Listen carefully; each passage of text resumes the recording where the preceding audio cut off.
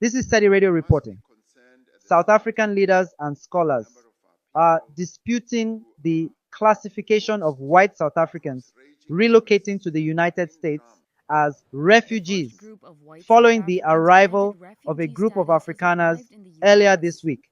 The group, reportedly numbering either 49 or 59 individuals, was granted refugee status under a program introduced by the Trump administration in February.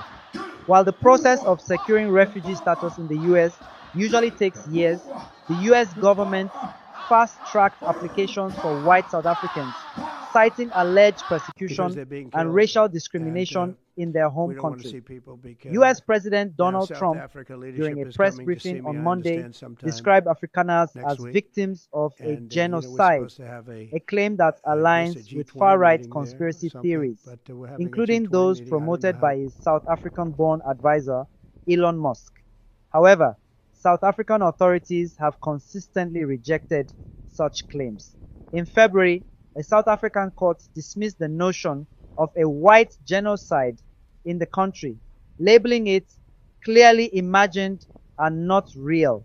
President Cyril Ramaphosa, speaking at a conference in Abidjan, stated that refugees are individuals who must leave their country due to political, religious, or economic persecution, a description that he argues does not apply to white South Africans. Ramaphosa emphasized that those leaving are not being persecuted, but are instead choosing to leave because they do not wish to embrace the changes occurring in South Africa as part of the country's constitutional evolution.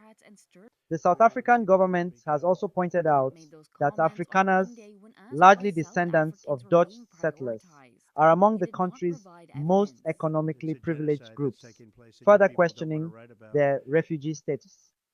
Dr. Oscar van Heerden, a senior research fellow at the University of Johannesburg, criticized the US for supporting this refugee narrative, arguing that it undermines South Africa's reputation as a country that traditionally receives refugees from the wider Southern African region.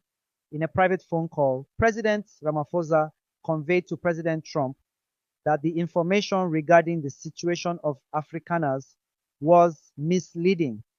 Trump has indicated that he plans to address the issue in a meeting with South African leadership next week.